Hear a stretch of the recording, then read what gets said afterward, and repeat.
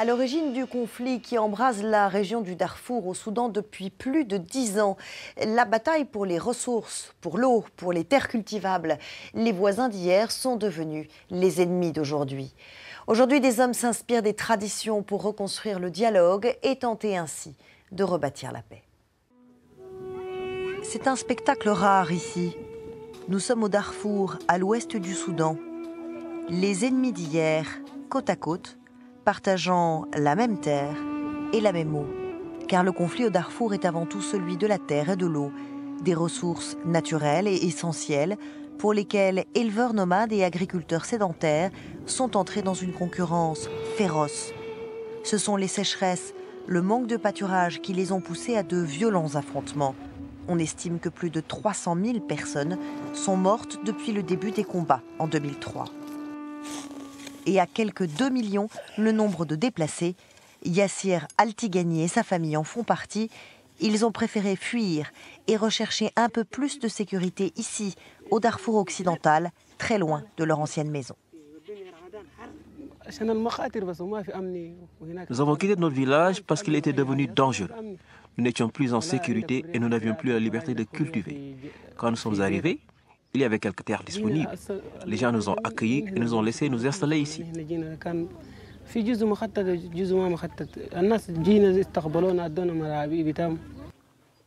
L'accueil n'a pas été le même pour tous. Abakar Adam élève des moutons ici, il se souvient.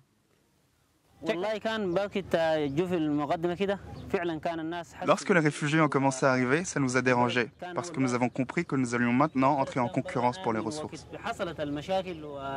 Une concurrence aggravée par le changement climatique. Avec l'augmentation globale des températures, les déserts avancent désormais sur les zones vertes, obligeant les populations déplacées du Darfour à avancer encore plus loin à la recherche de terres fertiles pour y planter leurs cultures. Et quand viendra le temps de la récolte, ces cultures seront menacées par les troupeaux des nomades locaux, habitués à pâturer ici depuis toujours. Un troupeau comme celui que possède Abakar Adam. Je marchais avec les animaux lorsqu'un mouton s'est enfui et est entré dans la ferme.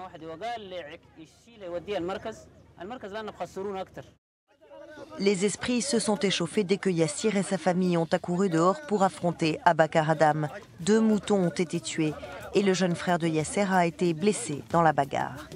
Laissé sans solution, ce genre de différend peut ici très vite dégénérer en conflits tribaux meurtriers, avec pour conséquence le déplacement de dizaines de milliers de personnes. Les Nations Unies ont donc lancé une nouvelle initiative. Remettre au goût du jour une des plus vieilles traditions locales, la Joudiya, une forme de médiation qui met fin à ce genre de disputes. Selon la loi de la Joudiya, les anciens interviennent en tant que médiateurs neutres, en poussant les 2 parties en conflit à trouver pacifiquement un accord. Othman Moussa est le président du comité de réconciliation. La réunion a lieu devant nos caméras. Nous résolvons les problèmes en discutant. Nous en parlons, nous en rions. Nous aimons résoudre nos problèmes nous-mêmes parce que le fermier est l'ami du berger et le berger est l'ami du fermier. Et ça a toujours été ainsi.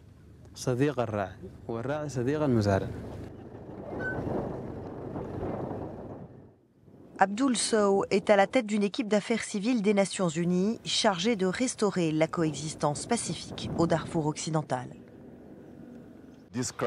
Cette crise est une crise des ressources, c'est une crise de l'eau, c'est une crise de la terre. Au fur et à mesure que les éleveurs et les agriculteurs ont examiné leur situation, ils ont reconnu que leur communauté avait en grande partie les mêmes besoins. L'accès à l'eau, l'accès à la terre, l'éducation pour leurs enfants. L'ONU les a donc aidés, en soutenant par exemple des écoles qui accueillent des enfants issus de milieux ethniques différents. Ici, les enfants de bergers, de fermiers et de réfugiés font partie de la même classe et construisent des amitiés durables.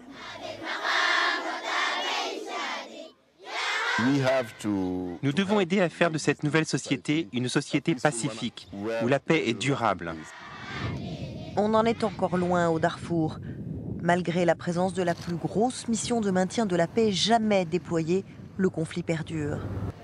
Dans ces régions reculées, l'administration judiciaire classique reste inaccessible et beaucoup croient encore que les usages traditionnels sont les plus efficaces pour résoudre les litiges.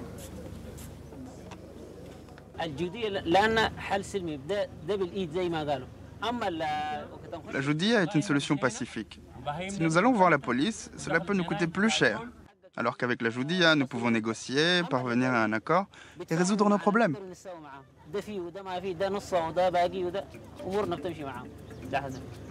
Et c'est ce qui s'est passé dans le cas de messieurs Adam et Altigani. Après de longues délibérations, les deux parties sont parvenues à un accord mutuel. Leurs communautés partagent la terre et vivent ensemble à l'amiable. Nous sommes arrivés à une réconciliation et nous avons trouvé une solution juste. Nous lui pardonnons pour le mal et lui, il nous a pardonné pour avoir tué le mouton. Je leur pardonne et nous avons avancé. Les agriculteurs ont toujours été nos amis. Et en plus de ce pardon mutuel, ils ont convenu de partager l'école ainsi que ce point d'eau fourni par la mission de maintien de la paix au Darfour des Nations Unies.